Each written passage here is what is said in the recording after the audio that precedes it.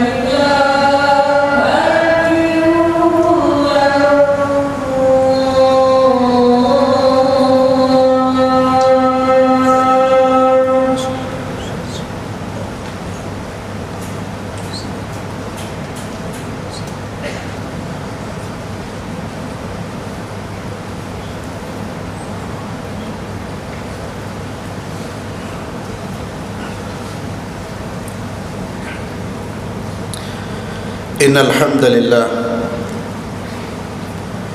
نحمده ونستعينه ونستغفره ونعوذ بالله من شرور أنفسنا ومن سيئات أعمالنا من يهده الله فلا مضل له ومن يضلل فلا هادي له وأشهد أن لا إله إلا الله وحده لا شريك له وأشهد أن محمدا عبده ورسوله لا نبي بعده قال الله تبارك وتعالى في كتابه الكريم أعوذ بالله من الشيطان الرجيم يا أيها الذين آمنوا اتقوا الله حق تقاته ولا تموتن إلا وأنتم مسلمون يا أيها الناس اتقوا ربكم الذي خلقكم من نفس واحدة وخلق منها زوجها وبث منهما رجالا كثيرا ونساء واتقوا الله الذي تساءلون به والأرحام إن الله كان عليكم رقيبا يا أيها الذين آمنوا اتقوا الله وقولوا قولا سديدا يصلح لكم أعمالكم ويغفر لكم ذنوبكم ومن يطع الله ورسوله فقد فاز فوزا عظيما أما بعد معاشر المسلمين جماعة Masjid Al-Falah yang saya muliakan, usikum wa nafsi al-khati al-mudhniba bitaqwallah faqad fazal muttaqun. Khatib berwasiat untuk diri pribadi dan juga kepada para jamaah sekalian agar senantiasa bertakwa kepada Allah Subhanahu wa taala, agar senantiasa menjaga perintah-perintah Allah dan menjauhi larangan-larangan Allah dimanapun dan kapanpun kita berada. Wa tazawwadu fa inna khairaz zadi taqwa. Berbekalah kalian wahai manusia, dan sebaik-baik bekal adalah takwa kepada Allah Subhanahu wa taala. Para hadirin jamaah salat Jumat yang saya muliakan, ada satu wasiat Rasulullah sallallahu alaihi wasallam yang patut menjadi prinsip dalam menjalani kehidupan ini. Dan semua wasiat Nabi sallallahu alaihi wasallam adalah wasiat yang terbaik. Tidak ada wasiat yang terbaik melebihi wasiat yang telah disampaikan oleh Nabi kita Muhammad sallallahu alaihi wasallam. Kalau wasiat dari Nabi itu sudah pasti benar, pasti baik, dan pasti bermaslahat dalam kehidupan kita.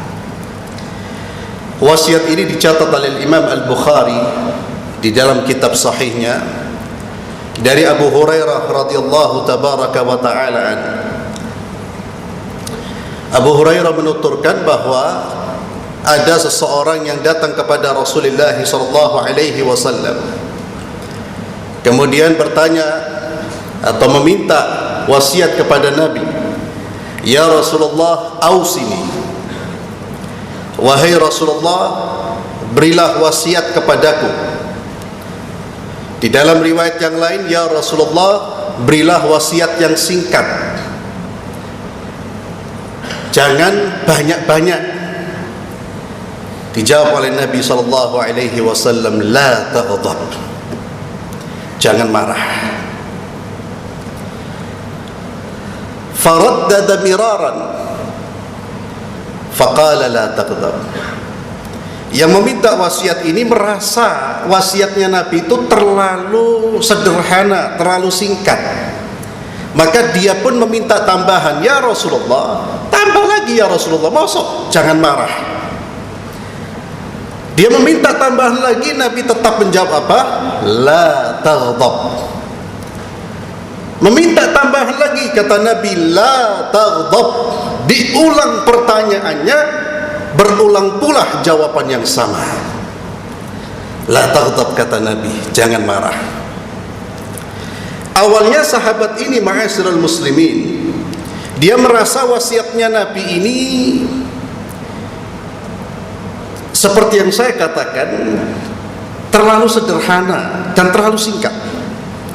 Namun dia pun merenung. Dia mengatakan, "Fafakkartu fi maqalan Nabi sallallahu alaihi wasallam, fa idzal ghadab yajma'u syarra kullah." Setelah dia merenung dan juga melewati kehidupan, ternyata dia bisa mengambil kesimpulan bahwa marah itu adalah sumber dari keburukan.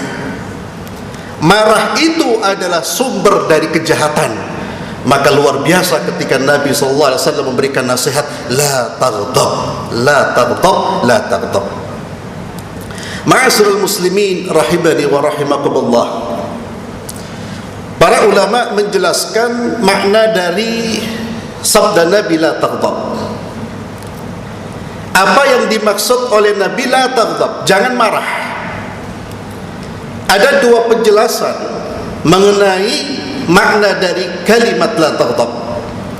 Yang pertama, la taghdab artinya menahan diri ketika ada sebab-sebab yang menimbulkan kemarahan kita. Ada hal-hal yang menimbulkan kemarahan kita, maka tahanlah amarah kita. Jangan ngamuk, jangan marah. Jadi sebelum muncul, berusaha untuk menekan. Jangan sampai amarah itu muncul di dalam diri kita. Ini pendapat atau penafsiran yang pertama, atau makna yang pertama. Yang kedua, la taghdab juga bisa berarti jangan melampiaskan amarahmu. Ketika kita sudah marah, dan namanya manusia, biasanya amarah itu spontan muncul. Maka ketika muncul amarah kita, segera lakukan tindakan untuk meredam. Redamlah amarahmu. Begitu bahasa bebasnya. La taghdab, redamlah amarahmu. Jangan lampiaskan amarahmu. Jangan melanjutkan amarahmu. Maka Nabi SAW pun memberikan tips. Kalau kita sudah terlanjur marah, amarah itu sudah muncul di dalam diri kita, maka ada tips-tips dari Rasulullah SAW bagaimana amarah itu diredam. Yang pertama, dengan membaca ta'awudz, dengan membaca a'udzu billahi minasyaitonir rajim. Allah Azza wa Jalla berfirman di dalam surat Al-A'raf ayat yang ke-200. Allah Azza wa Jalla berfirman, a'udzu billahi minasyaitonir rajim wa imma yanzaghannaka minasyaitani nazghun fasta'id billah innahu sami'un alim. Dan jika syaitan itu mengganggumu, dalam konteks ini ketika syaitan menguasai diri kita sehingga amarah itu muncul, fasta'id billah, mintalah perlindungan kepada Allah dari godaan syaitan. Karena tidak ada yang bisa mencegah godaan syaitan kecuali Allah Subhanahu wa ta'ala. Innahu sami'un alim. Allah Azza wa Jalla mengatakan bahwa amarah itu bersumber dari syaitan. Amarah yang tidak terkontrol bersumber dari syaitan. Maka a'udzu billahi minasyaitonir rajim. Kalau kita kemudian melampiaskan amarah kita, membiarkan amarah kita mengontrol diri kita, artinya pada saat itu kita sedang dikendalikan oleh syaitan.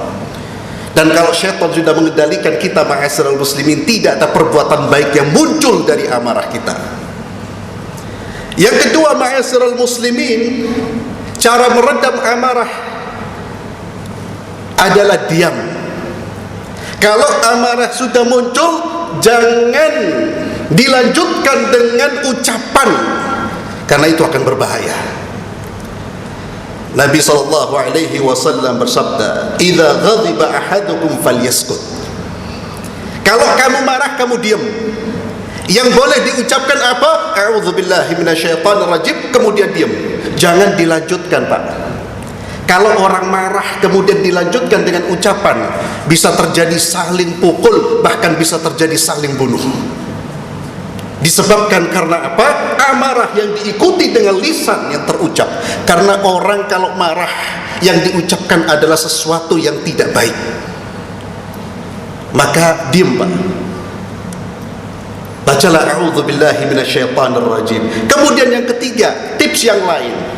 Kalau ternyata ta'awud tidak bisa mencegah amarah kita tetap meluap-luap, diam juga tidak bisa mencegah, kata Nabi SAW, bergantilah posisi. Bagaimana berganti posisi? Kalau berdiri marahnya, maka segera duduk. Segera duduk.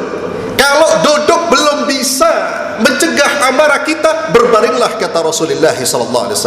Intinya jangan dilepas kemarahan kita, itu akan membahayakan diri dan orang lain. Dan yang keempat, kata Nabi, kalau tidak bisa ambil air wudhu, berarti nemen sudah. Nabi SAW bersabda, innal ghadaba minasyaitan, marah itu bersumber dari syaitan. Wa inna syaitana khuliqa minan nar, syaitan itu tercipta dari api. Wa innama tudfa'un naru bil ma' fa idza ghadiba ahadukum falyatawadda. Dan api itu hanya bisa dipadamkan oleh air.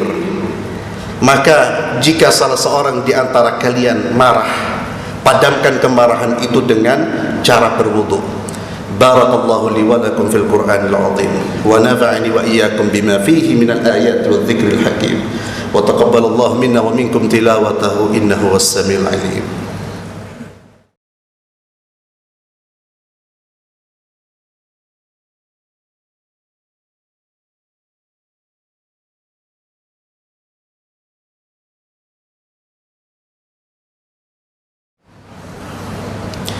Alhamdulillahi Rabbil Alamin, wassalatu wassalamu ala ashrafil anbiya'i wal mursalin, sayyidina wa habibina Muhammadin wa ala alihi wa sahbihi ajma'in, wa ba'd. Ma'asyiral muslimin rahimani wa rahimakumullah. Seperti yang saya sampaikan di khutbah yang pertama, wasiat Nabi itu selalu mendatangkan kebaikan. Bukan hanya kebaikan, tapi banyak kebaikan.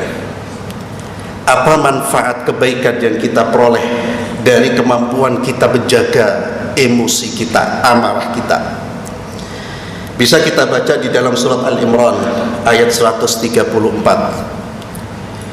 Allah Azza wa Jalla ketika berbicara tentang calon penghuni surga, calon penghuni surga, orang-orang yang sudah disiapkan surga baginya, itu diantaranya karakteristik mereka, ciri mereka adalah wal kadhiminal ghaidha wal 'afina 'anil nas. Di antara karakteristik mereka adalah orang-orang yang mampu menahan amarah. Dia tidak melampiaskan amarahnya, bahkan terlampiaskan, dia segera meredam amarahnya. Itu mendapatkan apresiasi yang luar biasa dari Allah Subhanahu wa ta'ala. Orang seperti ini kalau punya karakter seperti ini, dia berhak untuk mendapatkan surga Allah Subhanahu wa ta'ala.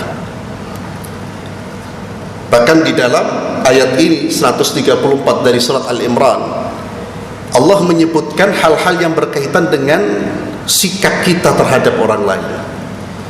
Sehingga ingat, surga kita tidak ditentukan oleh bagaimana kita beribadah di masjid, tapi bagaimana sikap kita di luar, sikap kita menghadapi orang lain.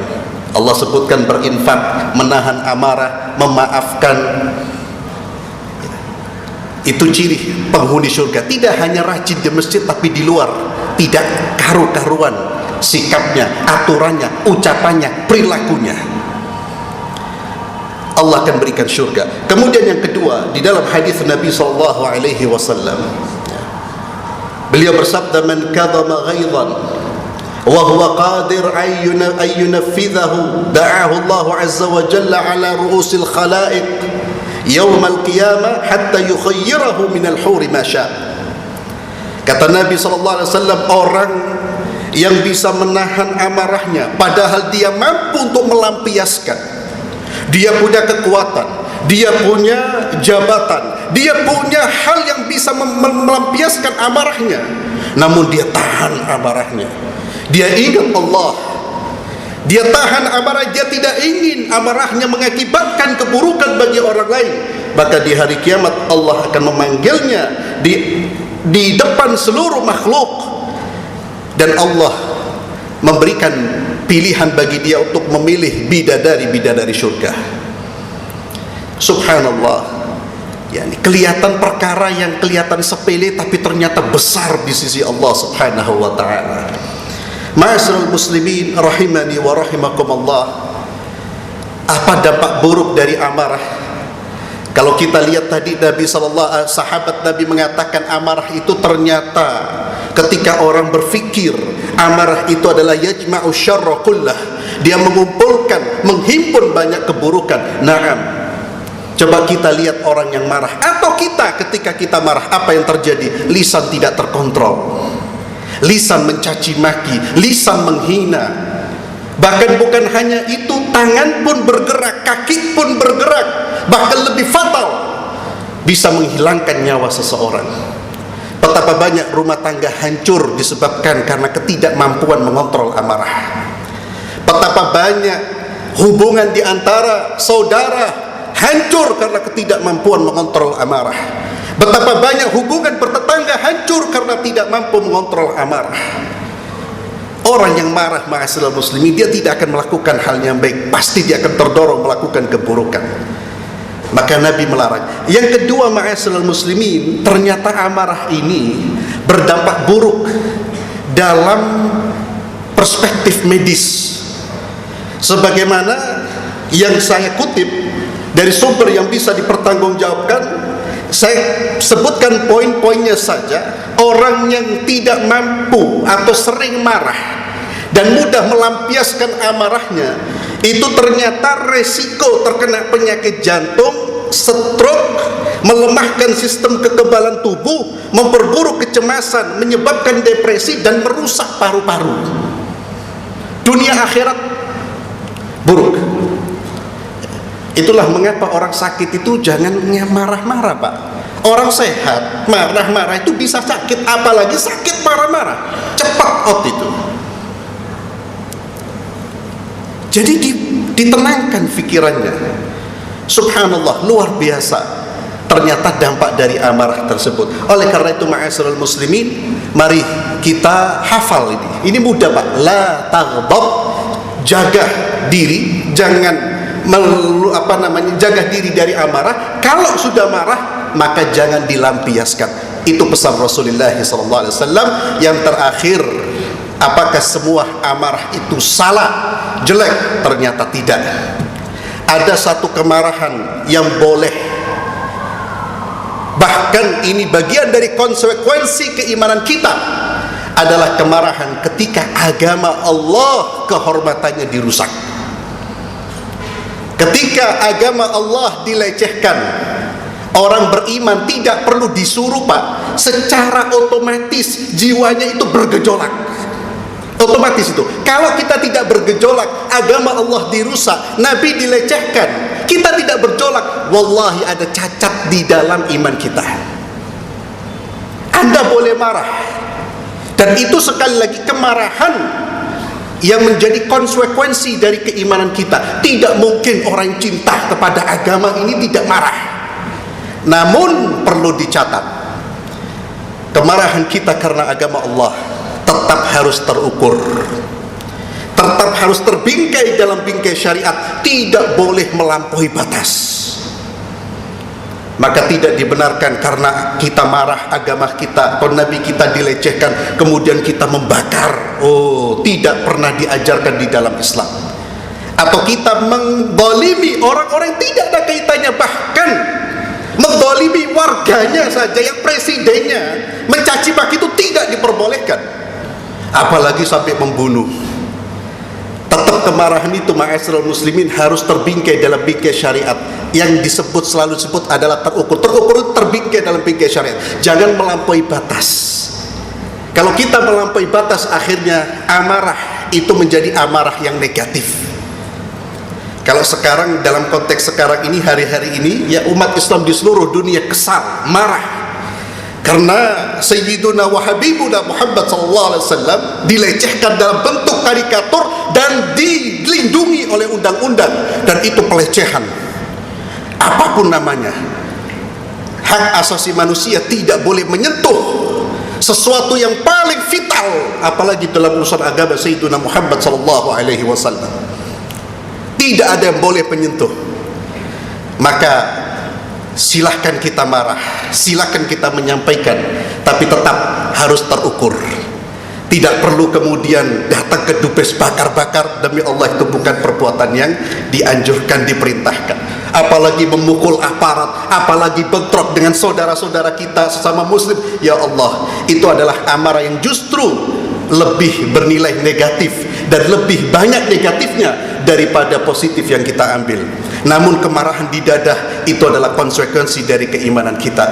Mudah-mudahan Allah subhanahu wa ta'ala senantiasa membimbing kita, senantiasa memberi hidayah kepada kita sampai kita berjumpa dengan Allah subhanahu wa ta'ala. Allahumma salli wa sallim ala Sayyidina Muhammad. Allahumma ya arhamar rahimin, Allahumma ya akramal akramin, Allahumma ya malikal mulk, ya aziz ya ghaffar, ya sattar, ya rahman ya rahim. اللهم اجعل جمعنا هذا جمعا مرحوما وتفرقنا من بعده تفرقا معصوما ولا تجعل فينا شقيا ولا محروما. اللهم إنا نسألك الهدى والتقى والعفاف والغنى. اللهم أعنا على ذكرك وشكرك وحسن عبادتك. اللهم ارفع عنا البلاء والوباء وسيء الأسقام. اللهم إنا نسألك حسن الخاتمة ونعوذ بك من سوء الخاتمة. ربنا ظلمنا أنفسنا وإن لم تغفر لنا وترحمنا لنكونن من الخاسرين. ربنا آتنا في الدنيا حسنة وفي الآخرة حسنة وقنا عذاب النار. وصل اللهم على سيدنا محمد وعلى آله وصحبه وسلم والحمد لله رب العالمين. أقيموا الصلاة.